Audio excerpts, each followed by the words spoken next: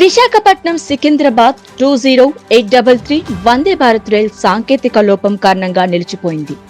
ఉదయం 5:40 గంటలకు సికింద్రాబాద్ బయలుదేరాల్సిన ఈ రైల్లో 8 ఏసీ కోచ్లలో సాంకేతిక లోపం తలెత్తి మొరాయించడంతో ఈస్ట్ కోస్ట్ రైల్వేలోని వాల్టే డివిజన్ విశాఖపట్నం నుంచి సికింద్రాబాద్ కు వెళ్లేందుకు ప్రత్యామ్నాయ ప్రత్యేక రైల్ విశాఖపట్నం సికింద్రాబాద్ 01833 ను ఏర్పాటు చేసింది.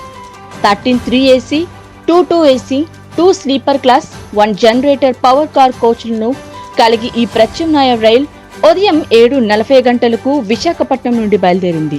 వాల్టే division railway manager Saurabh Prasad తో పాటు ఏడీఆర్ఎం మనోజ్ కుమార్ సాహో సీనియర్ అధికారులు స్టేషన్లోని ఏర్పాట్లను వ్యక్తిగతంగా పర్యవేక్షించి ప్రయాణికులకు అసౌకర్యం కలగకుండా చర్యలు చేపట్టారు.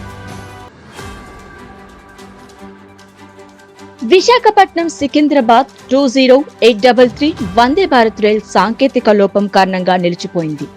ఉదయం 5:40 గంటలకు సికింద్రాబాద్ బయలుదేరాల్సిన ఈ రైల్లో 8 ఏసీ కోచ్లలో సాంకేతిక లోపం తలెత్తి మొరాయించడంతో ఈస్ట్ కోస్ట్ రైల్వేలోని వాల్టే డివిజన్ విశాఖపట్నం నుంచి సికింద్రాబాద్ కు వెళ్లేందుకు ప్రత్యామ్నాయ ప్రత్యేక రైల్ విశాఖపట్నం సికింద్రాబాద్ 01833 ను ఏర్పాటు చేసింది.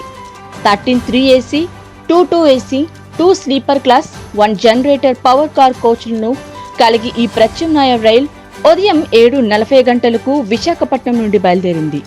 వాల్టే division railway manager Saurabh Prasad తో పాటు ఏడీఆర్ఎం మనోజ్ కుమార్ సాహో సీనియర్ అధికారులు స్టేషన్లోని ఏర్పాట్లను వ్యక్తిగతంగా పర్యవేక్షించి ప్రయాణికులకు అసౌకర్యం కలగకుండా చర్యలు చేపట్టారు.